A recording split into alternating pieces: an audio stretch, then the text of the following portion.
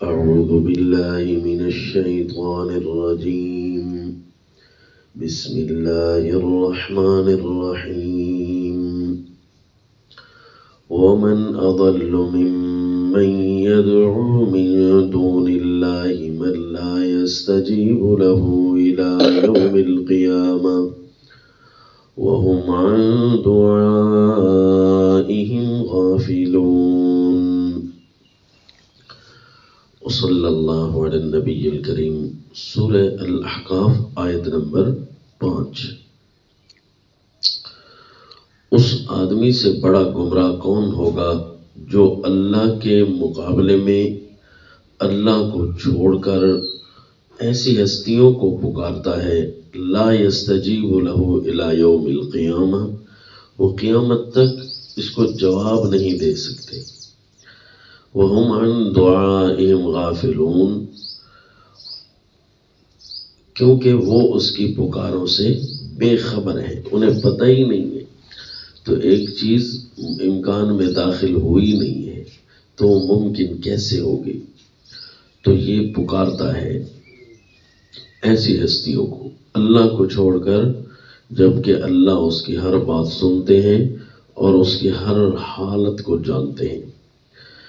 اس سورہ الاحقاف میں اللہ نے ترغیب قرآن ارشاد فرمائی ہے اور کتاب اللہ کے مقابلے میں آنے والے اس کے 2 مخالفوں کا تذکرہ کیا ہے اس سورت کے اندر. یہ پہلا مخالف ہے کتاب اللہ کا، کیونکہ کتاب اللہ درس توحید اور دعوت الی الحق دیتی ہے کہ ایک اللہ کو پکارنا ہے، جبکہ یہ مخالف ہے اللہ کا، اور اللہ کو چھوڑ کر ایسی ہستیوں کو پکار رہا ہے جو اس کی باتوں کو قبول نہیں کر سکتے، جو اس کی باتیں سن تک بھی نہیں سکتے، سنتے ہوتے تب بھی قبول نہ کر سکتے کیونکہ ان کے پاس پاور نہیں.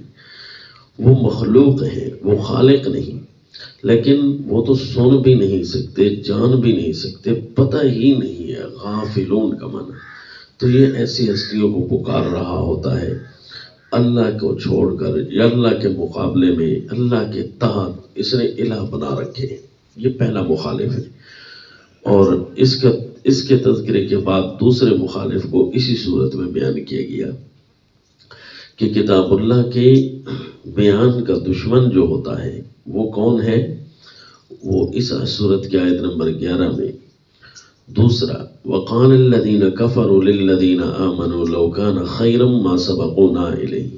یہ کافر لوگ مومنوں کو کہتے ہیں، یعنی ایمان والے جو کتاب اللہ کو ماننے والے ہیں ان کو کہتے ہیں لَوْ كَانَ خَيْرًا مَا سَبَقُونَا إِلَيْهِ، اگر یہ باتیں سچی ہوتی جو یہ بیان ہو رہی ہیں قرآن میں، تو پھر ہم اتنے عمدہ لوگ تھے، بڑے لوگ تھے، ایسے ترقی یافتہ لوگ تھے، نعوذ باللہ، ہمارے ایسے اچھے ذہن چلتے تھے، پھر ہم ہی پہلے ان کو لیتے.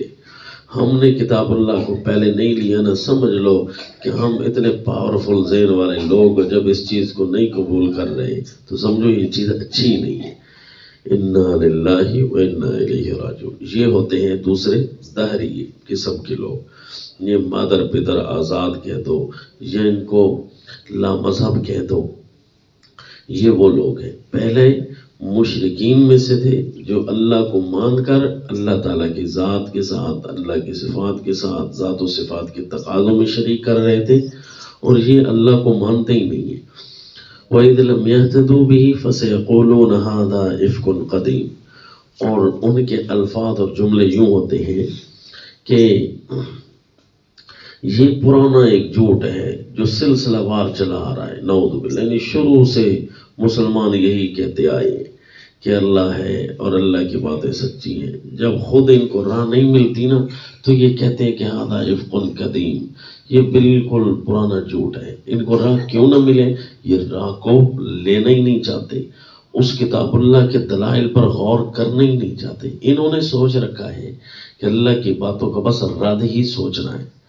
حالانکہ رد تو وہ کرتا ہے جب کسی چیز کی اصلیت معلوم کرے اور اس کو جانچے پرکھے، اور اس کے بعد اگر اس کو رد سمجھ آئے تو بات کرے تحقیق کے ساتھ، لیکن ایک بندہ کسی کی بات سنے ہی نہ اور اس کو صرف رد کرنا جانے، تو یہ جملہ وہ لوگ بولتے ہیں جو لا مذہب قسم کے دہری ہوتے ہیں، وہ کہتے ہیں ھذا افک قدیم۔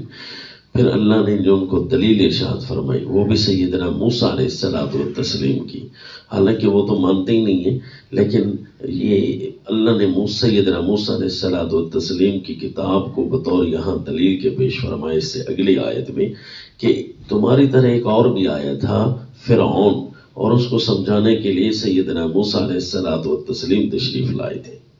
ومن قبلہ کتاب موسیٰ اماما ورحمہ، اور اس سے پہلے سیدنا موسیٰ علیہ الصلوۃ والتسلیم کی کتاب امام اور رحمت بن کر آئی تھی، لیکن اس آدمی نے سوچنے سمجھنے سے پہلے فرعون نے سیدنا موسیٰ علیہ السلام کی دشمنی کی ٹھان رکھی، کوئی بھی بات ہوتی بس مخالفت کرتا، یہ نہ سوچتا کہ یہاں پر تو کم از کم حق بول رہا ہے، حتیٰ کہ اس کی فرعون کی حکومت کا اپنا ممبر، اس کی اسمبلی کا ممبر، وہ بھی کھڑا ہو جاتا ہے۔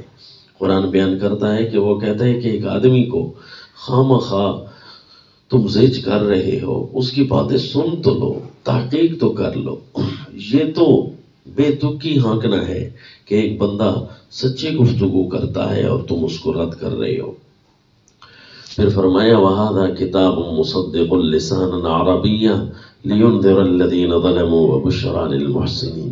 پھر یہ کتاب آئی ہے سیدنا موسیٰ علیہ الصلوۃ والتسلیم کی کتاب، حالانکہ یہ قرآن سیدنا عیسیٰ علیہ الصلوۃ والتسلیم کے بعد آئے، جس طرح اگلی سورہ صف میں آئے گا، لیکن اللہ نے یہاں فرمایا کہ کتاب موسیٰ کے بعد یہ کتاب ہم نے بھیجی۔ اس کی وجہ یہ تھی کہ سب سے پہلے ایسے لامذہبوں کی تردید کے لیے سیدنا موسیٰ علیہ السلام ہی تشریف لائے تھے، کیونکہ سیدنا موسیٰ علیہ الصلوۃ والتسلیم دونوں قسم کے شرک کی تردید کے لیے تشریف لائے، کہ جو پکار کا شرک ہو یا جو غیر اللہ کے قانون کو تسلیم کرنے کا شرک ہو، کیونکہ اس نے کہا تھا فرعون نے کہ تم میرا قانون بھی مانو، ربکم الاعلی میں ہوں، تو سیدنا موسیٰ علیہ الصلوۃ والتسلیم نے رد فرمایا نہیں، رب وہ ہے رب السماوات والارض، جو آسمان و زمین کا رب ہے، رب وہ ہے رب المشرق والمغرب، جو مغرب کا بھی رب ہے، مشرق کا بھی رب ہے، رب وہ ہے ربکم ورب آبائکم الاولین، رب وہ ہے جو تمہارا بھی ہے اور پہلوں کا بھی وہی رب تھا۔ تو اسی لیے اس قرآن کے بارے میں فرمایا کہ اس سے پہلے ہم نے موسیٰ علیہ السلام کی کتاب بھی دی، کیونکہ انہوں نے بھی اللہ کی حاکمیت کے چرچے سب سے پہلے آپ نے ارشاد فرمایا، اس سے پہلے انبیاء تشریف لائے تو اللہ کی الوہیت کی باتیں ارشاد فرما رہے تھے، کیونکہ لوگوں نے فقط شرک کیا تھا۔ یہ وہ نقطہ ہے کہ جو اس آیت میں ہے کہ حضرت موسیٰ علیہ الصلوۃ والتسلیم کو بھی ہم نے کتاب دی تھی اور یہ قرآن بھی ہے، دونوں کا دستور منشور چیک کر لو، وہ یہی ہے، توحید فی الالوہیت بھی، توحید فی الحاکمیت بھی۔ وَهَذَا كِتَابٌ مُصَدِّقٌ لِسَانًا عَرَبِيًّا لِيُنذِرَ الَّذِينَ ظَلَمُوا، ہم نے اس کتاب کو مصدق بنایا ہے جو سیدنا موسیٰ علیہ الصلوۃ والتسلیم یا جملہ انبیاء کی باتوں کی تصدیق کرتی ہے کہ جو سچ اور حق تھیں کتابیں، وہ سارے کی ساری ان کی تصدیق قرآن کرتا ہے۔